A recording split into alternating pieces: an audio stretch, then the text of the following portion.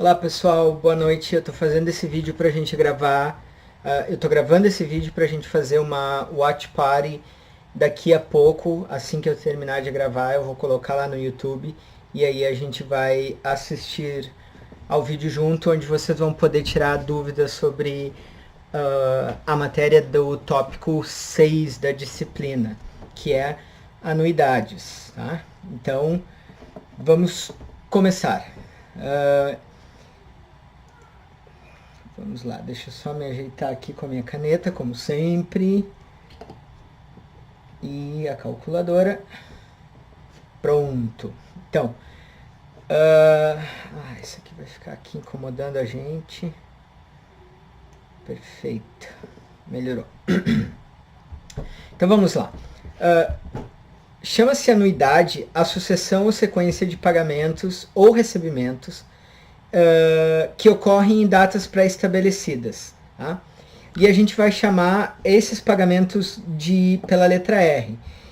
Então, o que eu estou dizendo aqui? Essa frase é bastante simples, né? Eu estou dizendo que eu tenho uma sucessão ou sequência de pagamentos. Tá? Então, para mim ter uma anuidade, eu tenho uma sucessão ou uma sequência de vários pagamentos.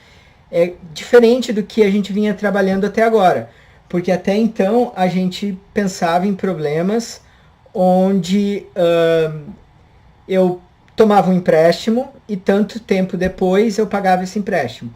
Ou eu recebia, ou eu aplicava um dinheiro e tanto tempo depois eu fazia a retirada inteira desse dinheiro, considerando juros simples ou juros compostos, mas não havia pagamentos intermediários ou não havia sequências de retiradas intermediárias desse dinheiro.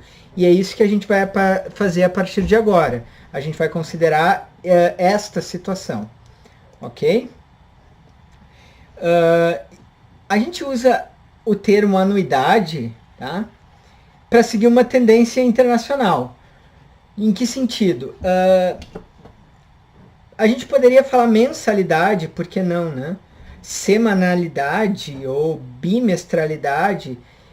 O fato de chamar anuidade não quer dizer que esses pagamentos têm que ser anuais. Ficou como termo chamar de anuidade esses pagamentos que são feitos em sequência, mas eles não precisam ser necessariamente anuais. Tá?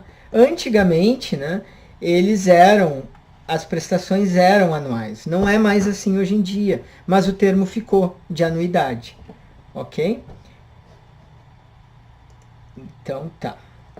Além disso, uma novidade para nós agora é o fluxo de caixa, ou também chamado de diagrama do tempo. Tá? Ele é a representação gráfica de todos esses pagamentos e recebimentos. Então, por exemplo, numa situação, deixa eu fazer uma concreta aqui para vocês, tá? Numa situação onde eu faço um empréstimo e eu recebo R$2.000 na data 0, tá? Então na data 0 eu recebo 2.000. Aí na data 1 eu pago 1.000. Na data 2 eu pago 1.200. Então esse é um fluxo de caixa que representa a tomada de um empréstimo de R$2.000 com pagamentos de uma prestação de R$1.000 e uma prestação de R$1.200. Tá? Então eu vou representar graficamente sempre por flechinhas para cima e para baixo no tempo, tá? Esse registro de tirada e saída de dinheiro. Toda vez que eu pago uma prestação, eu coloco uma flechinha de saída de dinheiro. Quando eu recebo algo, eu coloco uma flechinha para cima. Tá? Então, por exemplo, P, R, R, R, R, R. Tá? Então, esse é o fluxo de caixa de um empréstimo P que foi pago em 5 prestações R's. Tá? Quando a gente pagava em uma vez só, né, que era o que a gente fez até agora, ó, meu fluxo de caixa é simplesmente um pagamento P e uma retirada S. Tá? Ou um recebimento P, nesse caso, flechinha para cima, e um pagamento S no final, ao final do prazo N. Então, esse aqui é o fluxo de caixa dos juros simples ou compostos que a gente trabalhou até agora. Tá? Onde eu recebo tudo ou eu pago tudo no início, onde eu recebo tudo ou aplico tudo no início, e depois eu pago tudo no final, se eu tirei um empréstimo, ou eu recebo tudo no final, se eu fiz uma aplicação, para juros simples e juros compostos. Ok? Então, em juros compostos, tá? Vamos lembrar que o montante ele é dado pela fórmula P vezes 1 mais I na N. Né? P é a mesma coisa que S, montante, savings.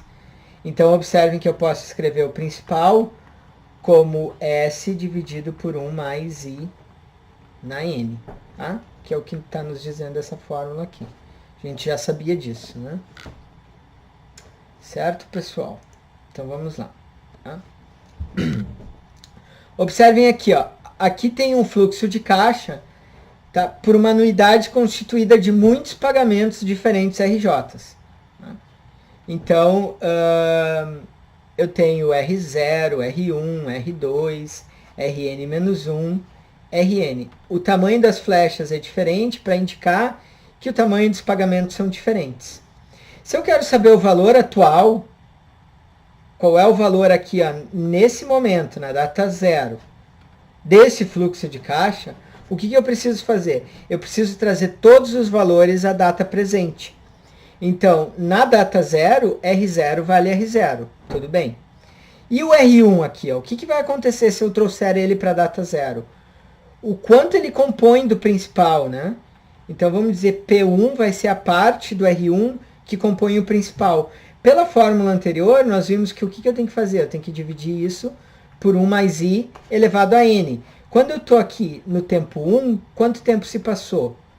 Uma anuidade, ou um período de tempo, que corresponde a uma anuidade. Então, eu vou fazer R1 dividido por 1 mais I. Na 1. R1 dividido por 1 mais I na 1. R2, ó, agora a mesma coisa. Quanto desse R2 compõe o principal na data 0? Bom, vamos chamar de P2, essa parte do principal que é correspondente a R2. Isso aqui vai ser o quê? Vai ser o R2, tem que trazer ele para a data presente, mas agora se passaram 2 períodos de tempo. Então, eu tenho 1 mais I ao quadrado. E aí vai me dar essa parcela aqui, R2 dividido por 1 mais I ao quadrado. Tá? Rn menos 1 vai me dar essa parcela aqui, Rn menos 1 dividido por 1 mais I na N menos 1. E o Rn vai compor essa parcela, Rn dividido por 1 mais I na N. Certo? Então, se eu quero calcular o principal, é isso que eu preciso fazer. Eu preciso trazer cada um desses valores ao valor presente. E aí eu vou ter que efetuar essa soma aqui. Ok? Observem que os R2 podem ser todos diferentes. Eu não precisava seguir aqui, ó, eu disse que era 1, 2, tá? Mas eu podia ter um R2 igual a 0, um R3 igual a 0 e ter um R4 só. Ou seja, eu não tenho uma regularidade nos pagamentos. Eu poderia ter um pagamento no mês 1, não ter no mês 2, não ter no mês 3, ter no mês 4, ter no mês 5, não ter no mês 6, não ter no mês 7, não ter no mês 8 e assim por diante.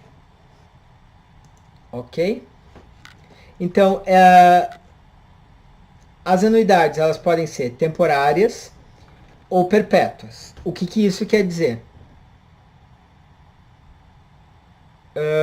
Isso quer dizer o seguinte. Eu não fiquei em dúvida se estava gravando. As temporárias quer dizer que tu termina de pagar o empréstimo num prazo fixo e conhecido. Não se estende para a vida inteira. Tu não fica a vida inteira pagando algo. Ou tu não fica a vida inteira recebendo algo. Tá? Então, anuidades perpétuas geralmente são anuidades para a gente compor um fundo de aposentadoria, que eu quero fazer uma retirada para sempre e ainda ter um valor fixo, o valor do montante, que na verdade ele nunca se mexe. Tá? Nós não vamos trabalhar com as perpétuas. Só para ser mais claro aqui, que eu acho que eu fui confuso. Por exemplo, uma anuidade perpétua, tá? Se eu juntar 1 milhão de reais e aplicar isso num fundo que me gere 1% ao mês, tá? Isso aqui me dá de juros, né? Ó, 1%, né, de 1 milhão, então isso aqui vai dar 10 mil reais. Então, se eu tiver esse contrato de 1 milhão a 1% ao mês, eu posso fazer uma retirada perpétua de 10 mil reais por mês. Todo mês eu vou lá, retiro 10 mil e eu fico com o meu 1 milhão. Tá? Isso seria uma anuidade perpétua. Nós não vamos trabalhar com elas aqui no curso, a gente só vai trabalhar com as temporárias. Tá? Além disso, elas podem ser periódicas ou não periódicas. As periódicas, elas têm uma regularidade no tempo, então podem ser mensais, bimestrais, trimestrais, semestrais, anuais. E as não periódicas, elas acontecem meio esporadicamente. Eu pago uma, aí não pago a segunda ou a terceira, pago a quarta, não pago a quinta, pago a sexta. Não tem um período definido que eu realmente tenha que fazer esses pagamentos. Além disso, elas podem ter valor constante, ou seja, o valor da prestação é constante, o valor que eu pago todo mês é constante. Isso aqui se refere então à prestação, ou os termos ali. Ou variável, pode variar, eu posso pagar 100 reais no mês, 200 reais no mês, 300 no outro. Ok? Por enquanto, no curso, tá? Já falei para vocês, nós não vamos trabalhar com perpétuas, a gente vai trabalhar com as temporárias, periódicas e constantes. Tá? Então,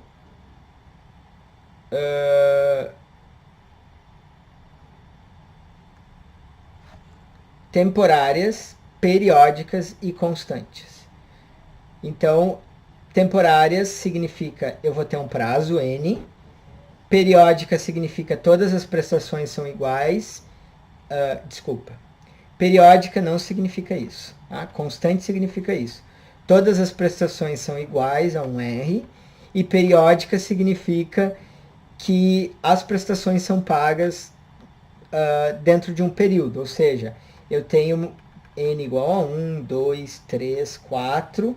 Pode ser mês. Isso aqui pode representar mês. Pode representar ano, pode representar semestre, mas o fato é que representa um período. Tá? Eu vou ter um pagamento no período 1, no período 2, no período 3 e assim por diante. Ok? É importante, claro, que esse período esteja em conformidade com a taxa. Tá? Ou seja, se os pagamentos são mensais, a taxa tem que ser mensais. Se os pagamentos são bimestrais, a taxa tem que ser bimestral. E assim por diante. Tá. Além disso, a gente pode classificar elas como postecipadas ou antecipadas. E também diferidas. Vamos ver o que é cada uma delas. Tá? Postecipadas significa que a data de vencimento ocorre exatamente um mês após a tomada do empréstimo, se for um empréstimo. Então, o pagamento da primeira parcela ele é feito um período após a data do empréstimo. Tá? Isso quer dizer, não tem entrada. Isso é um empréstimo sem entrada. As antecipadas é justamente quando tem entrada. Então, se eu vou lá comprar uma geladeira numa loja e eu faço em 10 vezes com entrada, isso é uma prestação, uma anuidade antecipada. Tá? Eu pago entrada. Então, antecipada significa com entrada. E diferida quer dizer que a data da primeira prestação, ela não ocorre, ela é posterior, mas ela não ocorre necessariamente um mês após a primeira prestação. Ela pode ocorrer 6 meses após, 7 meses após, 8 meses após e assim por diante. Tá? Em matemática financeira, a gente vai usar o N para o número de termos da anuidade. Tá? Ele não representa período. Cuidado aqui, ele não representa mais período, ele representa o número de parcelas. Se as parcelas são bimestrais e vocês têm 6 parcelas, N é igual a 6, não é igual a 1 ano, que é o tempo de duração do empréstimo. Tá? E continua sendo a nossa taxa de juros. Tá? P é o principal, o valor atual, o valor presente, o valor que tomamos no empréstimo. Na calculadora ele continua sendo PV, né? Isso não muda. Aqui tem o nosso novo termo, que é o R, que é a prestação. E na calculadora financeira, ele vai ser identificado pelo PMT. Essa tecla fica lá pertinho da tecla do valor presente e do valor futuro. Tá? E continuamos o S valendo como savings, montante ou valor futuro. Ok, então vamos ver. Esse tipo de anuidade que a gente está trabalhando, o fluxo de caixa, pode ser representado dessa maneira. Ó. Eu tomo um empréstimo P na data 0, aí eu faço um pagamento R após um período, outro pagamento R após um outro período, outro pagamento R e outro pagamento R. Tá? Então observe aqui, ó, constante, periódico, porque eu faço pagamentos a cada período, e limitado, né? Não é limitado a palavra que nós estamos usando,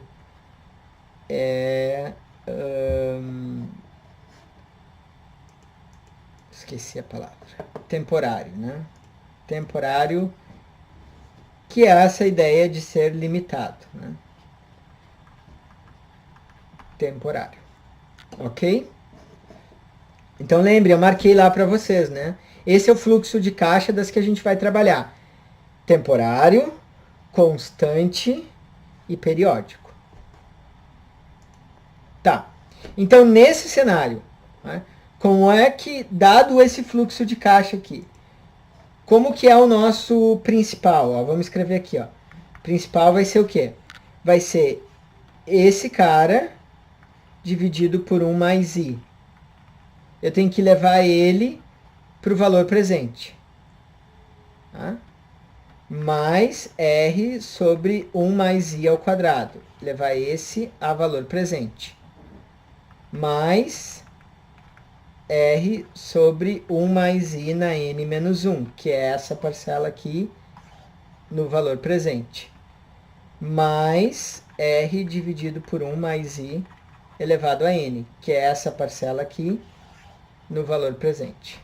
Então eu tenho que fazer essa soma, tá? Que tá aqui já, ó. R, pá. Pessoal, essa soma, ó, vocês podem colocar R em evidência, e aí vocês têm, aqui é 1, 1 sobre 1 mais I, mais 1 sobre 1 mais I ao quadrado, mais 1 sobre 1 mais I na N menos 1, mais 1 sobre 1 mais I na N. Isso aqui é igual a R vezes o somatório de K igual a 1 até N de 1 sobre 1 mais I na K. Tá? Isso aqui é uma soma geométrica, né? Uma soma geométrica, daria para ter visto aqui, ó, daqui, mas aqui também dá, ó, com A1 valendo 1 sobre 1 mais I, e razão valendo, quem é a razão? Cada termo eu multiplico por 1 sobre 1 mais I também. Tá?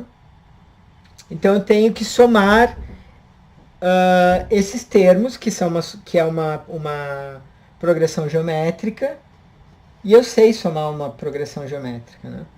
Uma progressão geométrica, a soma dela, né? Somatório de A1 mais A1Q mais A1Q na N menos 1. Né? Por que eu botei Q na N menos 1 aqui, pessoal? Eu botei Q na N menos 1, e se vocês olharem no livro, não está tão bem explicado, né?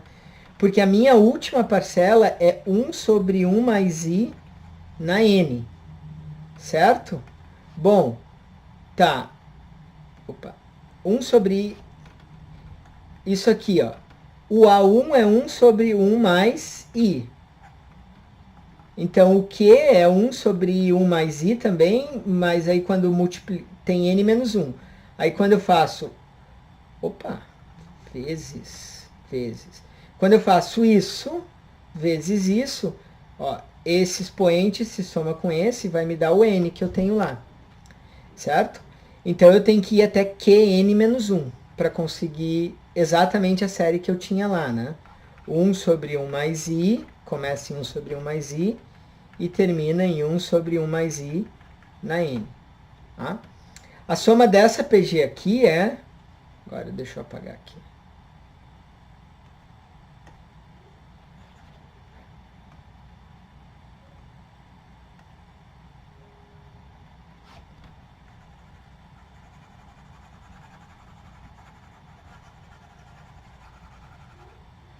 Tá.